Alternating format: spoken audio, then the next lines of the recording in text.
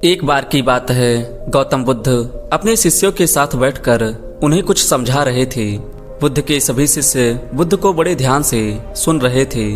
बुद्ध और उनके सभी भिक्षु यह देखते हैं कि उनकी तरफ एक आदमी बड़ी तेजी से आ रहा है और वह आदमी बहुत क्रोध में है और वह कुछ बड़बड़ाता आ रहा है।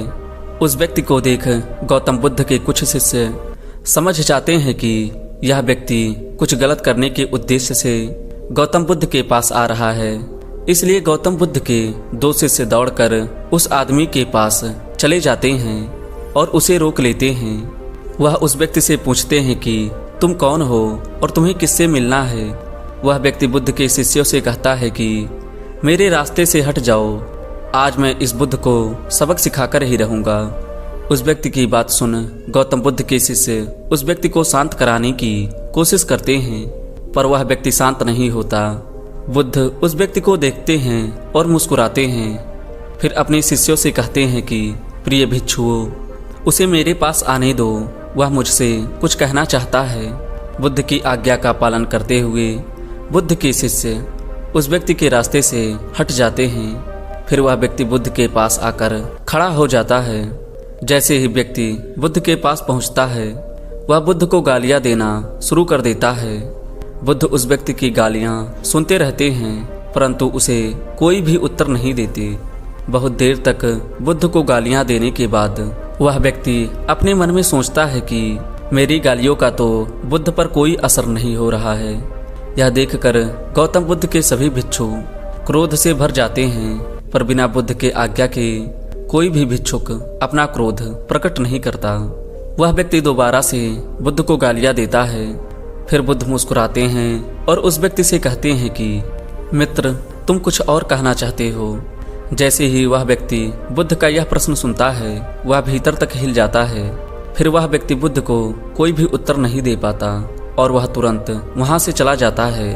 बुद्ध के सभी भिक्षुओं के मन में यह प्रश्न होता है कि उस व्यक्ति ने बुद्ध का इतना अपमान किया, लेकिन बुद्ध ने उस व्यक्ति को यह क्यों कहा कि क्या वह कुछ और कहना चाहता है। सभी भिक्षुओं में से एक भिक्षु बुद्ध से कहता है कि आपने उस व्यक्ति से यह क्यों कहा कि क्या वह कुछ और कहना चाहता है, जबकि यह तो स्पष्ट था कि वह व्यक्ति यहाँ कुछ कहने नहीं आया था, बल्कि वह आपका अपमान करने आया था। वह व्यक्ति बुद्ध का अपमान करके अपने घर तो चला जाता है, लेकिन वह पूरी रात सो नहीं पाता है। उसके मन में सिर्फ यह प्रश्न घूमता रहता है कि मैंने बुद्ध का अपमान किया, उन्हें गालियां भी दी, फिर भी उन्होंने मुझसे यह क्यों पूछा कि मैं कुछ और कहना चाहता हूँ, जबकि मैं तो वहाँ कुछ कहने नहीं बल्कि उनका अपमान करने गया था। अगले दिन वह व्यक्ति सुबह सुबह जल्दी उठकर बुद्ध के पास चला आता है और उनके चरणों में लेट जाता है। बुद्ध के सभी शिष्य उसको देखकर आश्चर्यचकित होते हैं कि जो व्यक्ति कल बुद्ध का अपमान करके गया हुआ था, आज वह रो रहा है और बुद्ध के चरणों में पड़ा हुआ है।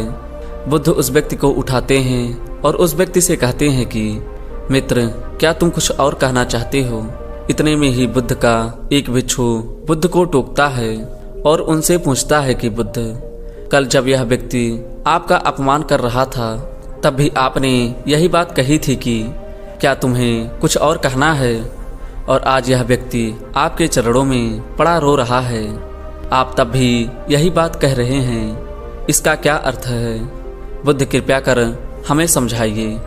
बुद्ध कहते हैं कि बात को कहने के लिए शब्द असमर्थ हैं। कल भी यह व्यक्ति मुझसे कुछ कहना चाहता था, पर शब्द असमर्थ थे, इसलिए कल क्रोध में आकर उसने मुझे गालियां दी, और आज भी शब्द असमर्थ हैं और उसकी जगह उसके आंसू बह रहे हैं। जो यह कहना चाहता है। उसके बाद वह व्यक्ति बुद्ध से कहता है कि बुद्ध, मुझे क्षमा कीजिए, मैंने आपका अपमान किया। बुद्ध कहते हैं कि तुम्हें क्षमा मांगने की कोई भी आवश्यकता नहीं है, क्योंकि क्रोध भी तुमने ही किया और उसकी पीड़ा भी तुमने ही पाई।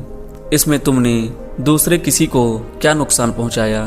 बुद्ध अपने सभी भिक्षुओं और उस व्यक्ति से कहते हैं कि क्रोध जलते हुए अंगार की तरह है, जिसे हम अपने हाथ में पकड़ते हैं किसी और पर फेंकने के लिए।